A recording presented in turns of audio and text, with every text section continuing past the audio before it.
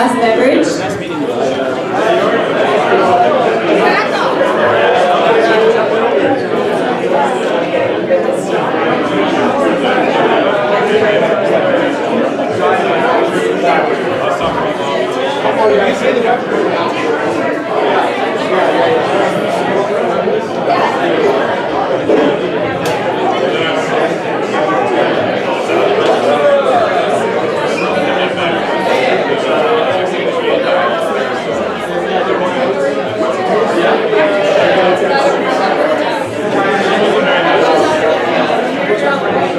Hi everybody. So thank you guys so much for coming. Drinks and food will still be out there, so you guys can kind of help yourself throughout the night. So I'm Teresa Delbers with the Tech Association of Oregon, or TAO.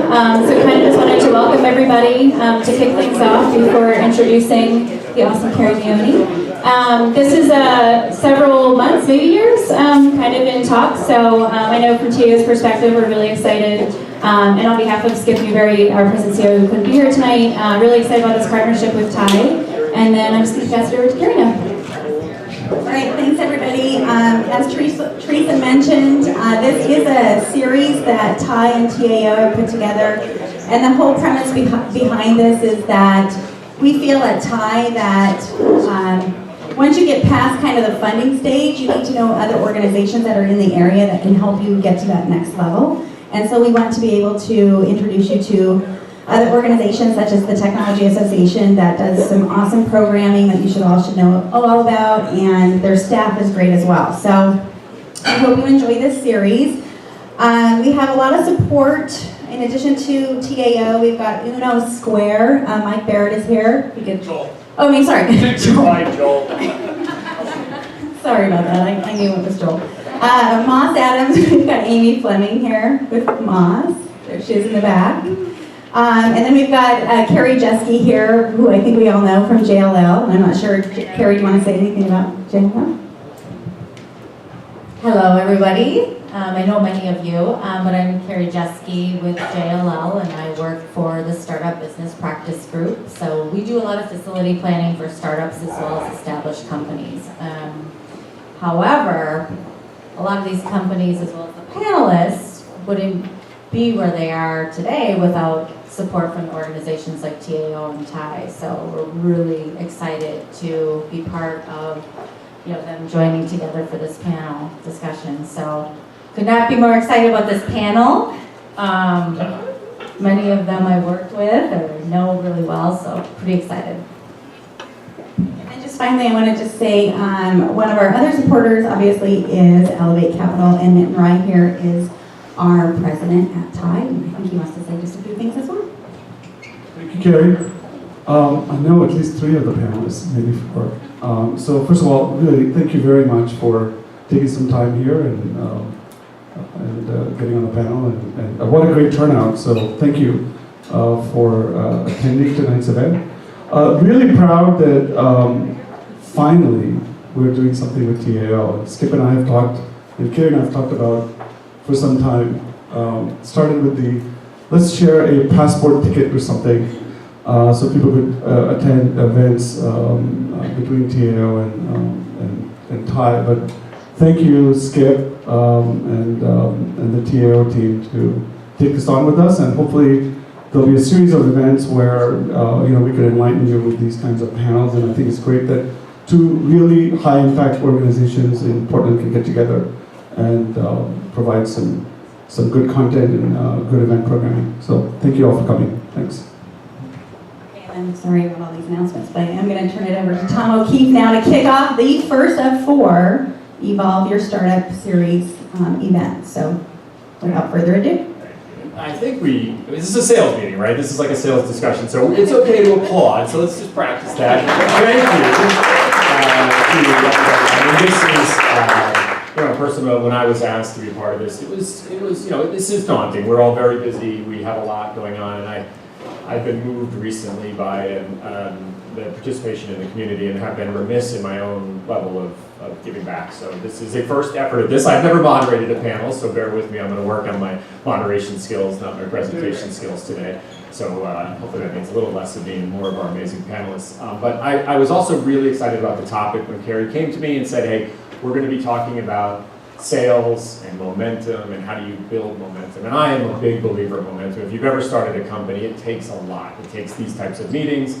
It takes huge communities. It takes amazing people showing up in your building. It takes great ideas. But it takes a tremendous amount of sales effort from every level of things you're going to do when you start a business. And that is selling investors and selling your people to come aboard for less than market wages if all is going well, and all the things that come along with that. So if you've been a part of a business with momentum, you know what that really feels like, right? It's exciting times, it's new customers and new revenue, and you're measuring it in every way that's great. I think most of the panel here, as the team noted, we all do know each other fairly well. Leah is somewhat new to me, but I was very moved by her story.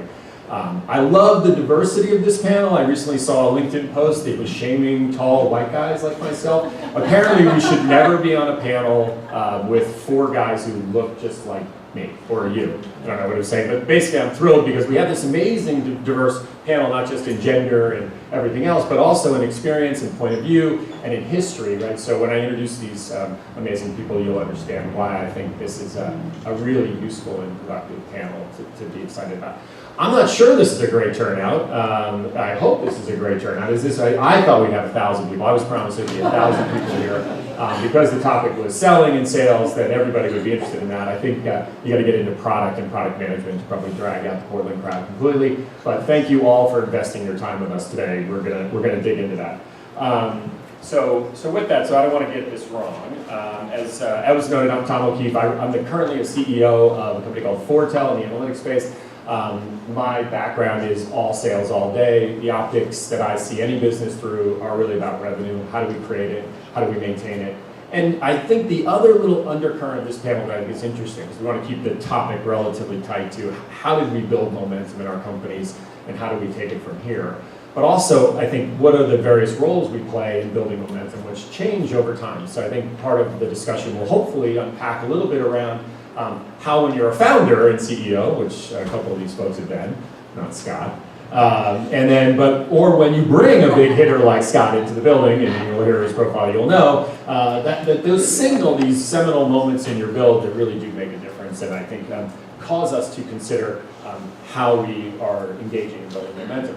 The other thing I think is interesting is around the selling, like how we sell and how buyers buy today. Has implications on how we build momentum and how we drive revenue and deal count. The market has changed dramatically. And the old days of the sales team just owning revenue and owning everything are sort of over, I think, today. But I think we certainly can debate the relative merits of that because the panel here, I know, is involved at every level in building deals. So with that, let me introduce everybody. And I do know everyone but Leah, and I want to get this right because Leah has the most distinct profile from a background perspective on a sales discussion, but I think it's apropos given the diversity we're trying to bring to bear here. She has a background in HR, if you can believe it, and has been a management consultant. She's worked for law firms, she worked at FEI literally as an HR specialist, and I think today sits at the center of deal making and business development for Galois. Galois was yesterday we just met, so she was telling me how to pronounce that correctly. Galois, and she is the VP of Strategy and Business Development. And she has an amazing story that I think we're hopefully going to tease out of her a little bit about how the founder started the company and how deals get constructed today. I think for the rest of this, I probably don't need my notes. I hope I get this right. Say and I met maybe 5 or 6 years ago. Say was in the process of selling her agency to a group called Citizen, another agency in town, but she's still actively involved. Amazing mobile app development company. They do some really creative projects. And I met her and she was dreaming this dream of the Internet of Things and how residential apartments could be transformed through the Internet of Things. And she has literally birthed that company and taken it to incredible levels, and really, really excited that after that odd coffee shop meeting that we're sitting here together talking about building momentum. I'm going to skip you save you for last. Shannon Balance. Shannon is flat out just one of my trusted advisors. I probably call her far too often and ask for advice far too much. She is a partner. We built a company called Ethics Point. I was involved with a company you may now know as Navix Global. Shannon was probably our most trusted partner in the early days as we developed all the translation technology that we needed, and her team was amazing. And really another thing that you have to consider when you're talking about momentum and building a business is how do you organize partners who can help you succeed and advocate for your business. And she's just tremendous. She's currently the CEO of an incredibly clever company today. And it used to be called Mobile Packs, and it's now called, see now I'm getting like I'm drawing a blank. Velo, and it delivers content packets through a Salesforce integration. It's amazingly clever, and it really speaks to how knowledge is being deployed today in real time, and she's really, truly lifted her company up. And then Scott Campbell, if you guys have a chance and you really want to dig into sales and sales modeling, how to hire, maintain, motivate, love on. Scott is, in my opinion, and if you look at my LinkedIn posts, I've actually said this in public, I'll say it again, he is without a doubt the greatest sales leader in Oregon. I think if you look at his track record, he was the founding VP at Jive, get your money out. He really drove Jive to 20 plus million in recurring revenue in the early days, and that was no, more than that, and 40 million, and it was no small task considering that the ClearSpace product was completely misunderstood. And then he went on, as you probably have all heard, he was the head of sales at Puppet Labs, which I think he got that thing up to a solid $100 million run rate, built out a global team and a global service organization, and he is truly incredible.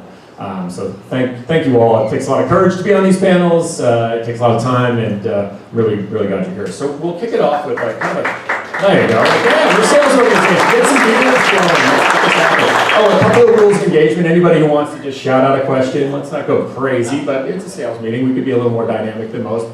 If you do have some kind of question or a follow-up and you want to kind of dig in, this is not scripted. This isn't a presentation. It's a conversation, and we welcome your jumping in at any time. You don't have to wait till the end. So let's kick it off. Let's start with Say, because Say's doing something in the internet business, Internet of Things business, and that was no small task to get that started. Let's talk about how you launched that business and where are you in the spirit of momentum today? Get your mic. So,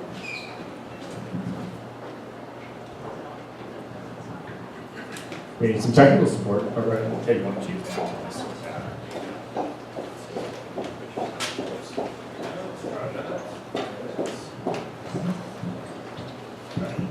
all right, so starting an Internet of Things business is quite challenging because nobody actually understands what Internet of Things is. Everybody's talking about it, 50 billion devices by 2020, but nobody understands the use case, everybody's going after it.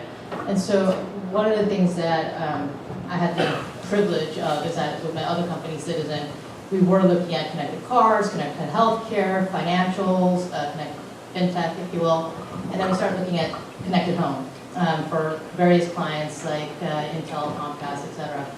And so we had the privilege of being able to, in some ways, I hope nobody's here from Intel or Comcast. Oh, darn it. Use their dollars to do a lot of research and understand the market and really understand what would work, what wouldn't work, and really approach it from more of an analytical perspective. And so kind of coming up with the right use case, the right situation, and also being at the right place at the right time and understanding that there was certain momentum in the real estate industry that was happening that actually positioned us really well to be able to launch into that industry. So as far as momentum goes, I mean, I've been at this since 2014, so it's been about 3 years. I think we're right now kind of at this interesting curve of education, teaching not only the tech community about what we're doing, or the investment community about what we're doing, but our clients who had no technical depth because they're coming from the real estate industry about how IoT was going to change their world and their business model and their industry. And even having them learn what IoT stood for. Like when I said IoT, they're like, what does that mean? And I would be like, Internet of Things, and they're like, and that means what? And so year one was a lot about education on that industry. Year two, when they was educating them on the business model. Year three has been a purchase year for us. So it's been a really good momentum, I would say, from right now we have quite a bit of sales, and we're lucky on that point. Yeah, it's great, and I think that's a common thread. Like people love, investors do love people who have already tested and learned inside another company and then spin that company on. It's a pretty common investment thesis, and I think that is a little bit like what maybe Shannon, if we go all the way back to when we worked together and we were delivering training in the compliance space and the training space, and I think you guys were able to acquire some local tech and really kind of think through the possibility of what I think it's a bad idea. That's a terrible. Don't do it. Yeah. Yeah, so in my case, I had a tech services business, which is completely different than software SaaS, so like night and day. And the only reason I spun it out is because I realized early on that the people who build and run that kind of type of company were completely different. And so the original idea came when I was at the other company, but clearly to get it off the ground and to do what you need to do in SaaS, it never worked, right? So in trying to separate yourself from one company to move into another, it's a total drag. So it's hard enough running one company and then thinking through an idea to get another one off the ground. So my advice to anybody out there that's in some transition is try and make a clean break as soon as you can and just go 100% all in to where you're going. So Vila's doing great today. I mean, we're 3-ish years old. This is kind of a record quarter for us. So for us, it's $11 million in revenue this quarter, right? So in terms of a run rate, we're still pretty small, but growing. Our goal is to get to a cash break even next year, so we're kind of at that stage, and then we have to decide, and we'll have some options. Do we want to raise the next round of financing to go further? And so for us, Portland's been a great community to get to this stage, but I'm not sure it's the best community to take us to that next step, so we're trying to broaden our relationships and our contacts elsewhere. So, from a stage standpoint, that's kind of where we're at today. Really interesting, and you do see that. I mean, it's a common thread. I think Scott probably can comment relative to both Jive and Puppet. Jive is sort of the famous poster child for our company that would have gone IPO and been our poster child for success, and ultimately moved down into the Bay and California once again and grabbed all our glory. But it's an interesting thing to think about momentum as a series of incremental steps. And you ran an organization with $100 million in revenue run rate. And now you've come back to an organization that's a little earlier in their curve, super successful as the VP of Sales and now CRO, of Lytics, market personalization, but you have earned that title. Talk about how you think about context and momentum, and how you adjust your strategy from coming from a big organization like Puppet back into like, hey, you're really in the trenches again. Okay, kind of a lot of questions. I'll try to tackle it, but guide me along the path. Sure. Otherwise, I'll wax poetic, I guess.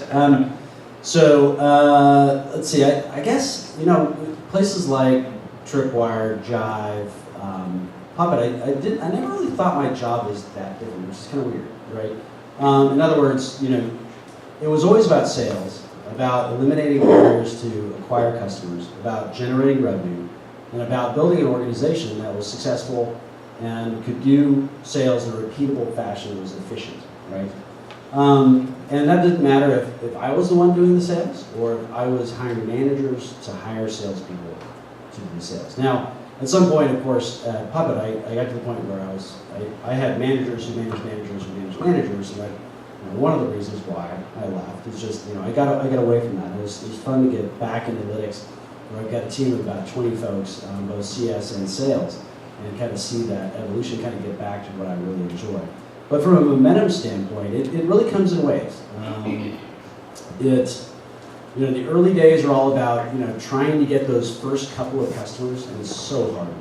That's the hardest thing. I think many of you here are probably wrestling with that. I know that this is how it was built to a certain extent, is how do I get those first customers, and then how do I generate momentum after that? And those first couple of customers are really about using a network, whatever, tricks, tips, contacts, friends you have in other companies. I mean, it doesn't matter as long as you get at-bats and finally get a couple of early wins, and that helps create the momentum you need in order to get reference clients, to get somebody actually using the product in anger and testing out the product in the wild, and then have the confidence to invest more in marketing and sales and try to replicate that success going forward. So I think that's the first momentum shift. I've told this story before a couple of times at Puppet. I was driving. We had very early on. We had closed the New York Stock Exchange for a whopping $70,000 a year. Right? Didn't seem like that big of a deal, and it wasn't that big of a deal. I'd closed $1 million deals before, multi-million-dollar deals before, but that was the biggest deal I think, of my entire career at Puppet. And the reason why is because they were one of the very first customers to take a chance on the enterprise version of our product that hadn't even come out yet. Right? They bought it 2 months in advance. And when I was driving home, I just there was just that momentum happening. I could feel it in the office, I could feel it in the conversations, I could feel it in the sales reps' voices. They were excited, right, to talk to customers because I knew at that point we were going to be successful. I didn't know we were going to be 500 people in 7 different countries and all that kind of stuff. I had no idea we'd get that big, but I knew I had not made a mistake by joining the company. It was a 4 employee. I was the 4th employee at Puppet. And I got driving on the freeway, and I just got so caught up in this in my mind, I looked down at the speedometer, and it was doing 95 miles an hour, and I missed my exit. I actually missed 2 exits. I was just like, we're gonna do it! It's like, that's momentum, right? And That is momentum. That's something, all right. He does drive a Porsche as well, just so you see a Cayenne come ripping through the Pearl District, you'll know in a bearded character, it's not me, so. Where do you drive 90 in Portland? Airport Way.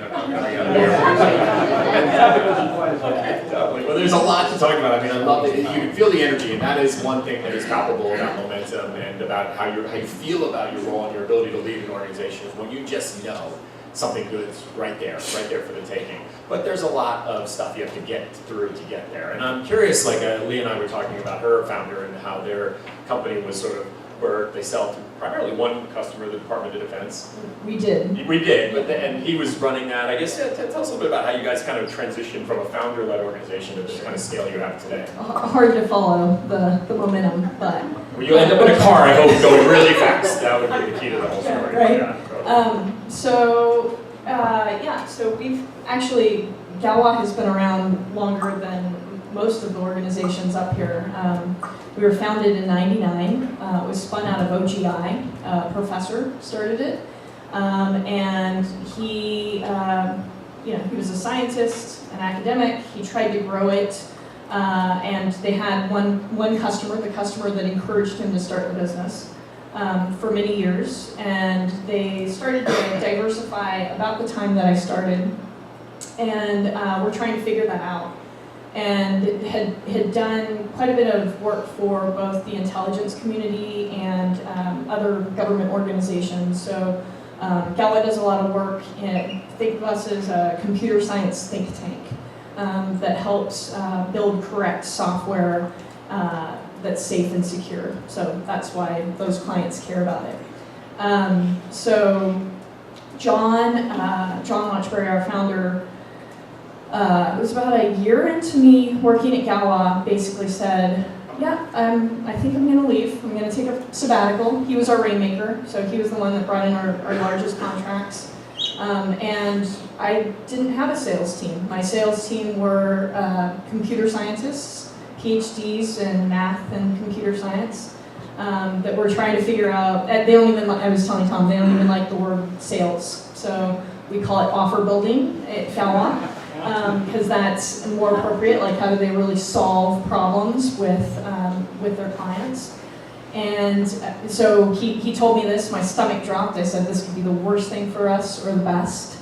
And it actually turned out to be the best thing for us. We had to figure it out, and we started doing we figured out who the right target was, who really wanted our services. We figured out how they wanted to buy it. We've grown tremendously since he was gone, and it was probably the best thing that could have ever happened.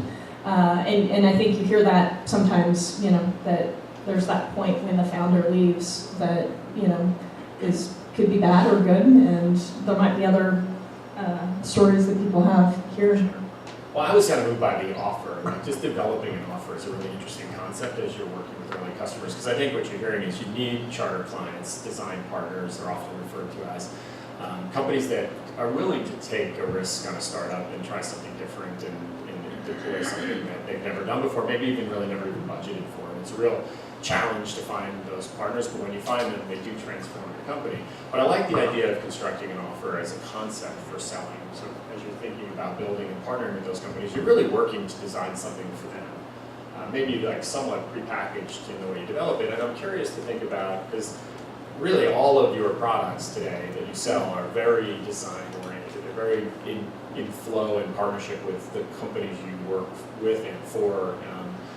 Maybe like how that's changed over the years, or where you're seeing trends around the way you interact. Is sales a dirty word? Even you can kind of go there. So kind of targeting the real estate industry, one of the things that was really nice about our approach was that sales is definitely not a dirty word. This is something that industry understands very, very well. It's actually just moving money around. Sales, real estate industry is just a very big financial asset class, and we're constantly just moving money around. And one of the things that, if you think about kind of how coming in from a complete outsider relationship, my background is completely tech, mobile technology since '97.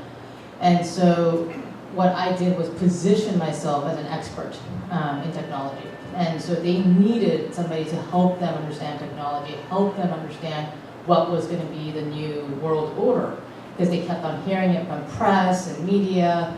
And so in some ways that benefited greatly to our success, because if I can position ourselves, so IOTAS, as the leader in smart apartment technology, which is what they believe now, whether it's true or not. When one of my clients said that to me, I was like, oh, dang, okay, great.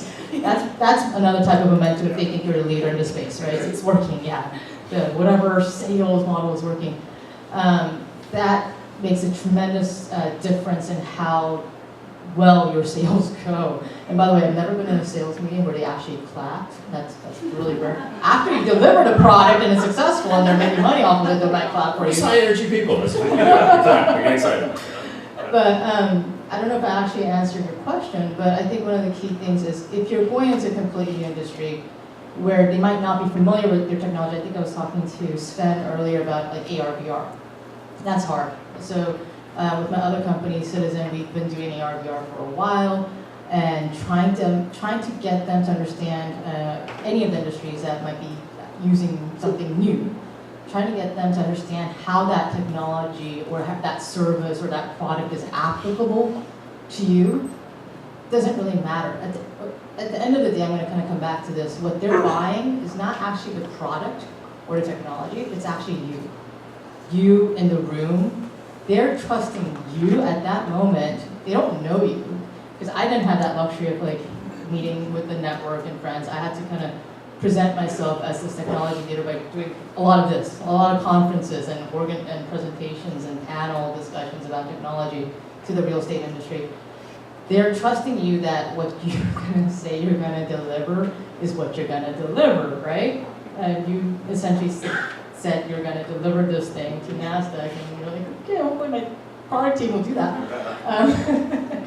And so I think at the end of the day, the key thing that I would just say, thinking about in sales is that it's never really about the product, it's about how you present yourself in these sales meetings. It's all about you and building that trust and selling yourself and essentially selling that that you will deliver and you'll follow through on what you say. Well, I like the theme of thought leadership. I have to say there is a lot to it, and I think Scott maybe comment because we cover a couple of themes at Lytx, where if you are familiar with Lytx, their CEO James McDermott is a awesome guy, super character, smart as a whip, former general counsel, which is amazing, business development guy at WebTrends during their heyday, spun this company out.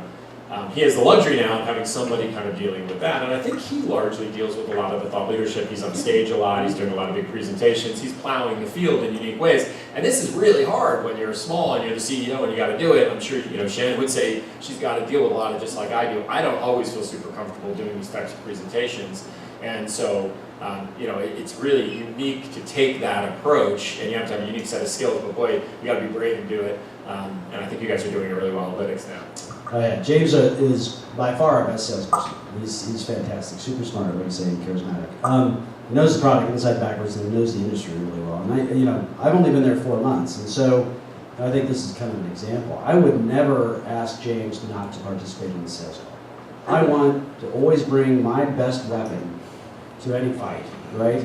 And he is the best weapon we've got. So there are a couple of questions in the prep material. So, when do you kind of turn it over to sales as founders or technologists or whatever, however you label yourself?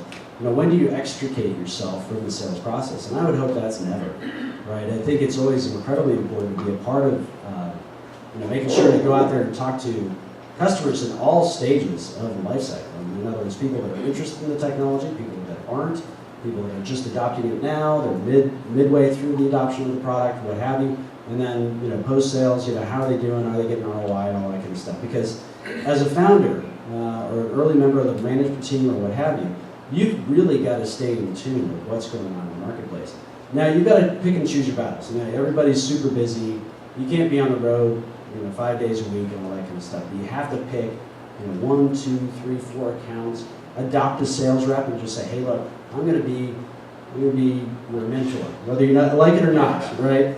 I'm going to participate in calls, I'm going to go on sales calls, I'm going to adopt some of your customers, what have you.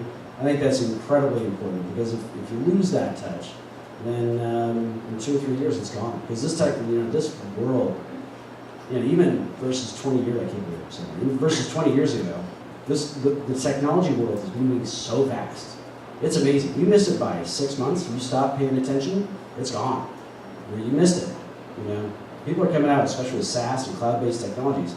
New features are coming out all the time and new competitors. The barriers to entry are slim to none, right? So you've got to always be honing that sword. Well, there goes the pep talk here. Good luck. I don't know. I'm not going to solve for that. But I was curious, Shannon, when do you get involved in a deal today? I mean, obviously you're incredibly dynamic. You run the company. You did all the early deals. Are you still actively doing the deals, or do you find yourself getting an opportunity to give others the leadership role in there? No, I'm still involved, especially with usually the bigger ticket deals, the ones that require a multi-buyers family or more executive contact. So usually for us, our average contract value is right around $35,000. So anything that's below, usually that 25, I'm not as much involved, other than just kind of, I'm still probably the subject matter expert on a lot of things, all sales enablement and about our product. But they're actually they're pretty good at it. They're closing them. I'm not involved in those customer conversations, and it's a fantastic thing. In fact, it's like a real milestone, but the big ones, 6 figures and stuff, I'm still pretty involved. And one of the mistakes I made early on, so I was still leading another company, and I was trying to kind of outsource sales in my startup. And I was like, okay, well, I'll just hire a sales rep. Surely they can go sell it. And then finally, it was actually a very good salesperson, and we just had to have a heart. I'm like, you know what, it's my fault, I hired you way too soon. Because in your early days, you were kind of making it up, right? You have to go out there, you have to evangelize, you have to listen to what they want, you have to listen to their problems that you're really trying to solve, some things that they say they want that they probably don't really want, and you have to be able to communicate this back to your engineering and product team, and it's really hard to outsource that. So if you're not sales ready as a founder, then you need to find a co-founder who is, or maybe you'll get lucky and find one of him as number 4, but they're rare. They're so rare. So go find a co-founder or just get out there and ask for it.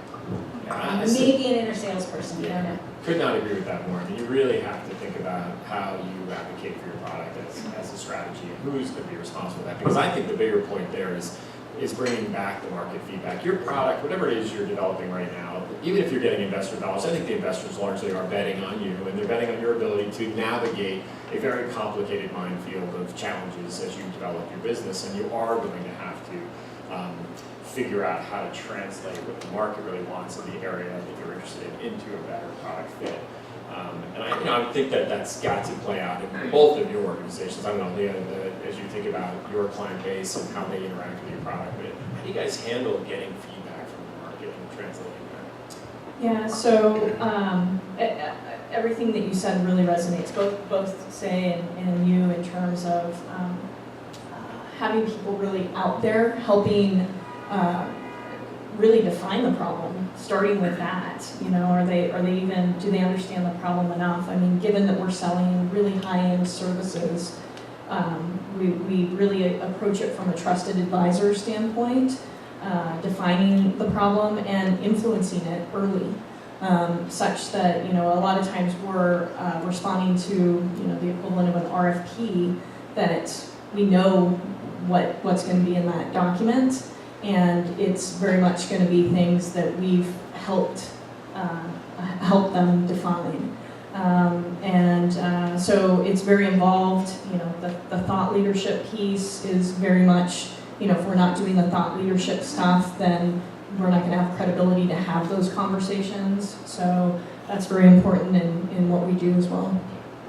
I think you were going to comment on. Well, it sounds like Shannon and I have very similar experience because it sounds like we were transitioning out of one company to another company, and I agree. I think I did the reverse, which was I left my other company without a rainmaker in some sense, but granted that was a much more established company, so it was a little bit easier. And then it took some time before we brought a salesperson in. But my question was actually to Scott, like what does it take to bring somebody of your caliber on to a team? Like, how did you get convinced? And by the way, I met James like 4 years ago when he started Lytics. So. Let's see. So I think I've been very fortunate, right? I've chosen some good companies. And people sometimes ask me, why did you go to public? 4 employees, Luke with his, corkscrew earrings and all that kind of stuff, and mohawks. I was like, whoa, what am I getting myself into? Well, you know what? It's I'm a sales guy. I don't understand technology. I get it. I can sell it, right? But I can't tell you whether or not product A or B, either one is better than the other, right? There's no way. I can't suss that out. I don't know how to code. I don't know, the problem space, configuring the etcsudo file in the Linux box. Sounds great. Let me try to sell it.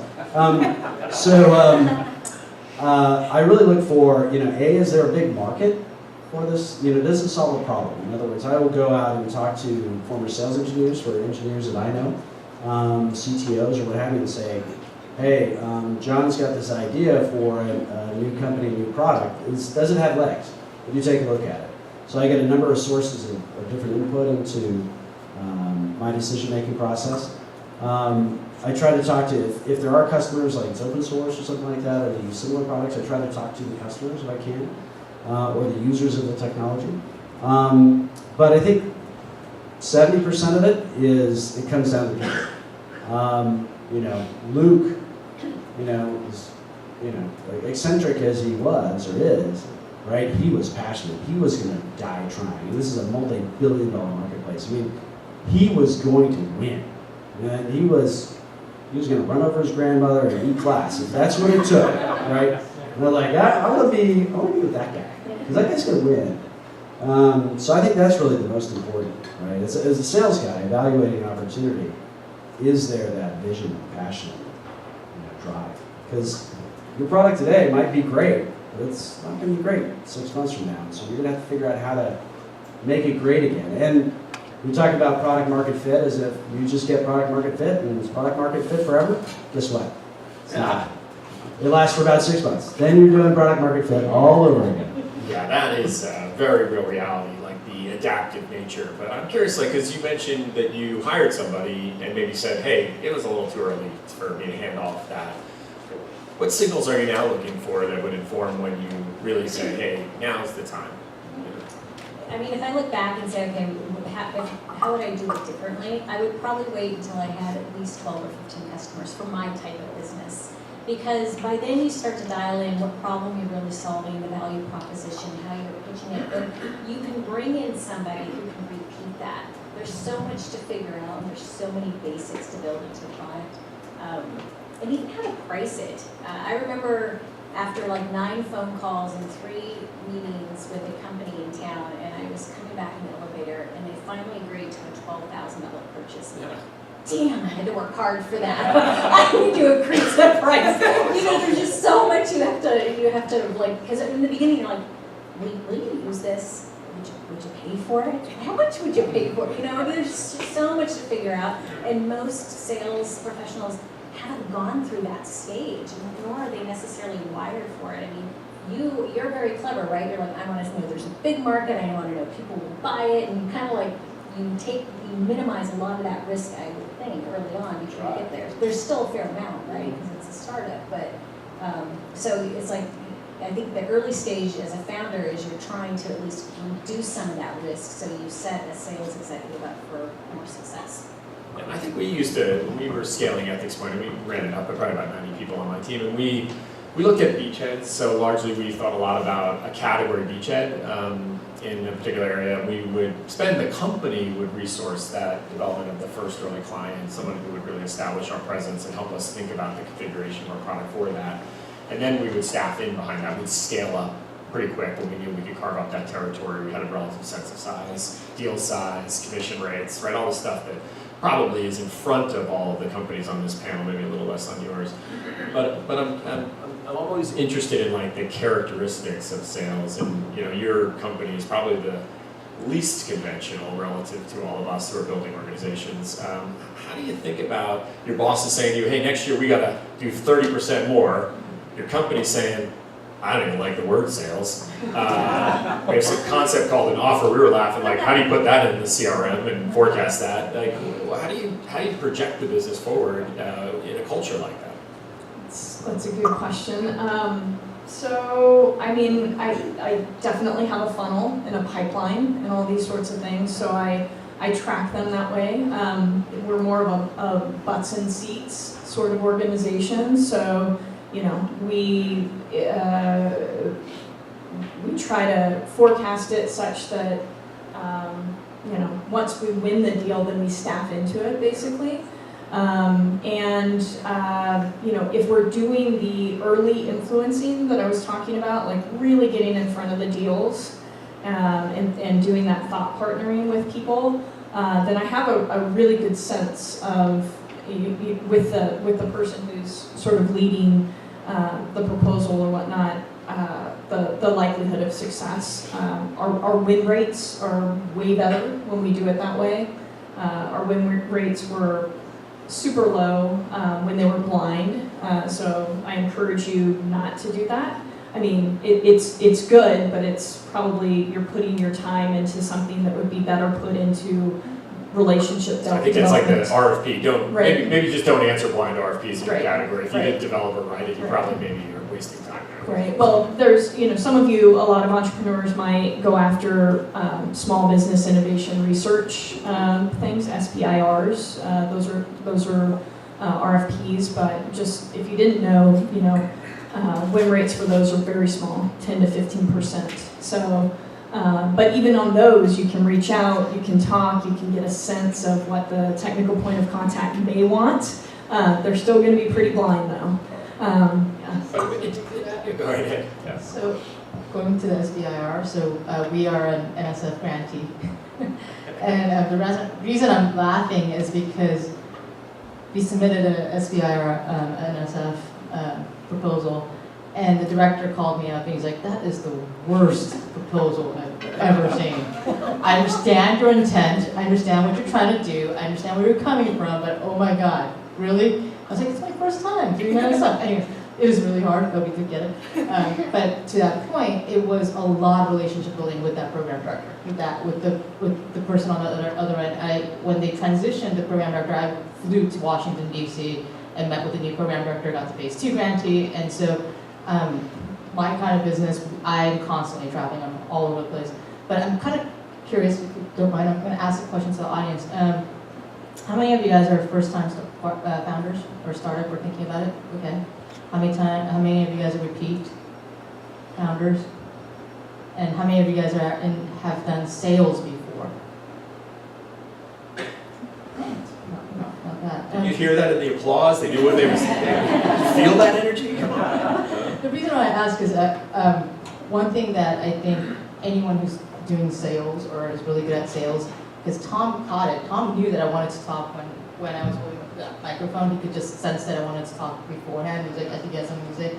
I didn't have to say anything. He just sensed that. And I think reading the audience is so key. And I'm just trying to understand kind of what the composition of this particular room is and what would be informative to you guys. Because from my perspective, sales is probably one of the hardest but most fun thing.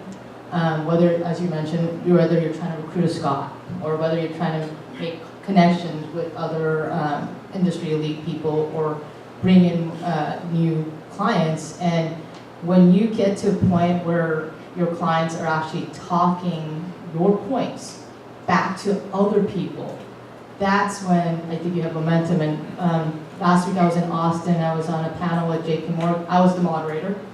I was on a panel with JP Morgan, Hunt, companies, UDR, who are all clients of ours. And as a moderator, I can't pitch my product, but they were essentially saying exactly the same memes, and memes are really, really helpful.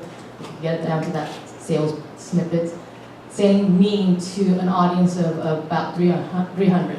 And so we immediately got a sale out of that panel. And so I think when you get to a point where if you're having to do your own sales, I think the biggest thing is, as Shannon said, understanding what that product offering might be is really hard. Getting it to be formulaic into their business model is really hard.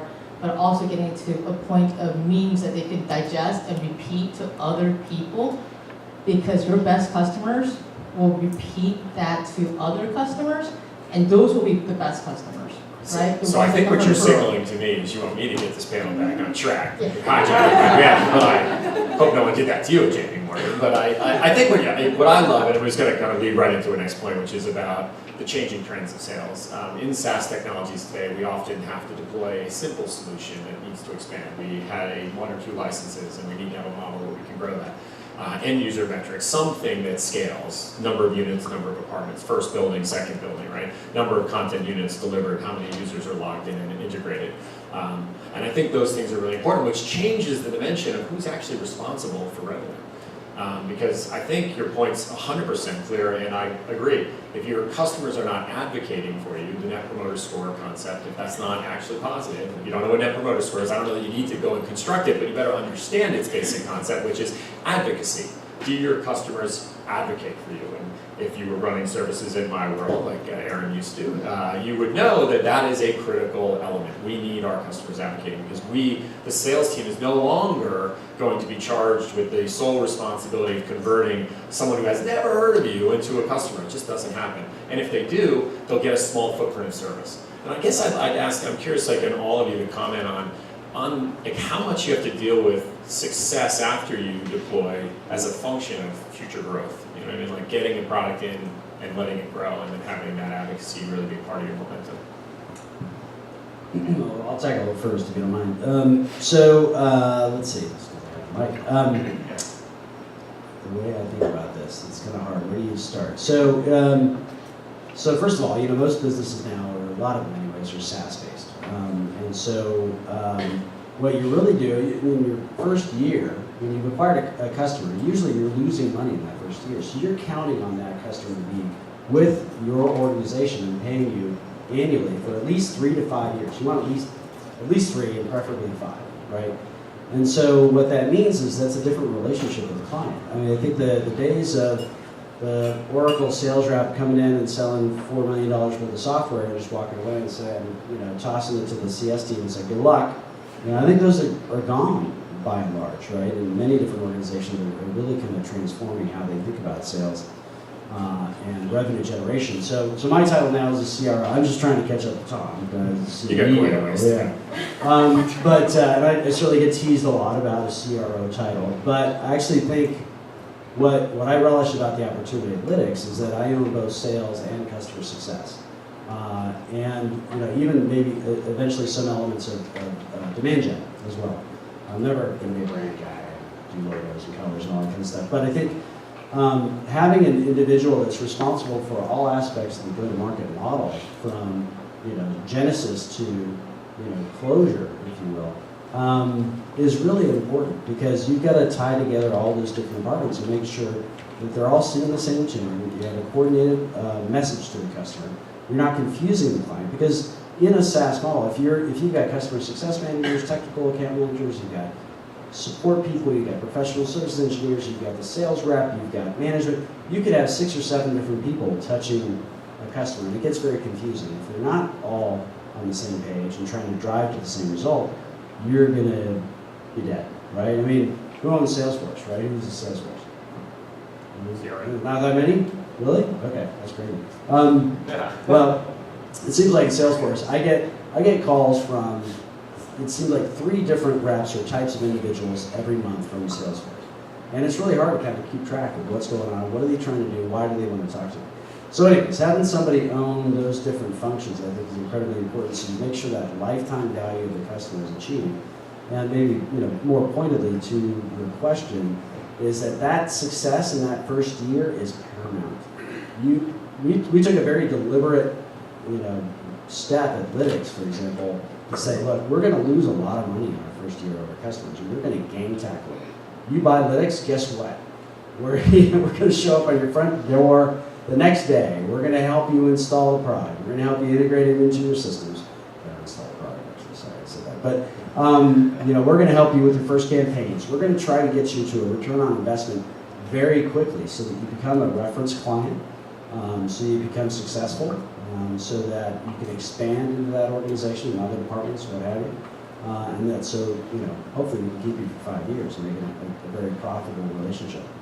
So in a situation like that, where you've got all of these different people as touch points for the client, who's the one throat to choke? Who's managing all that? Really good question. So I'm trying to figure that out. Twofold.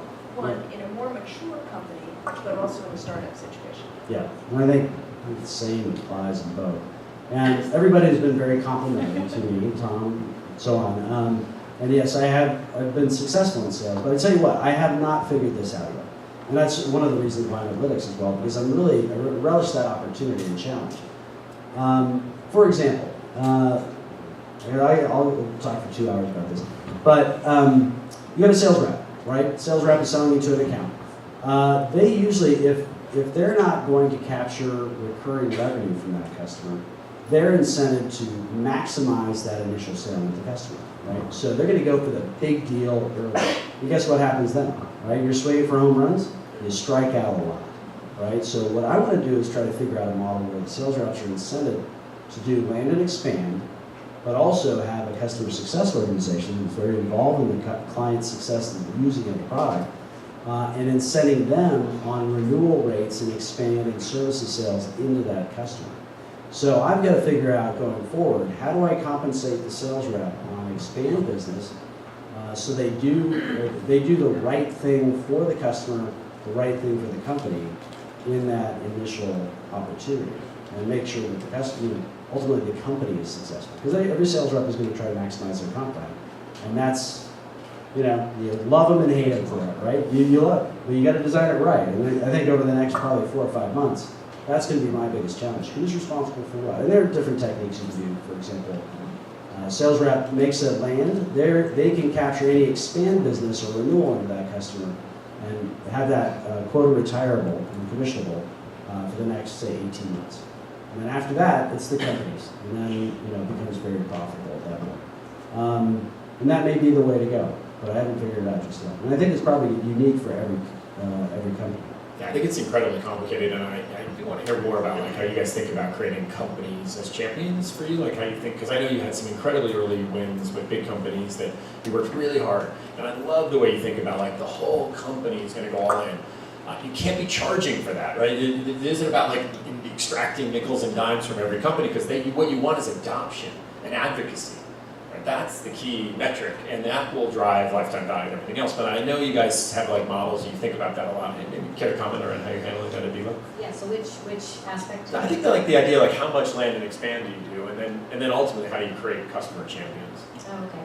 So early on, probably because my background has always been more with large enterprise customers, we started selling to large enterprise customers with the exception of a few local friendly people. And the Siemens, T Connectivity, Google, we have land and expand opportunities, but we since pivoted and actually focused more on mid-market, where the land and expand isn't really quite the same, but there's certainly upsell and growth opportunities within that mid-market account. So for us, we have sellers, if they sell new licenses, it doesn't matter when they sell them, they get paid commission on them because we always want them to incent them to sell at the right time.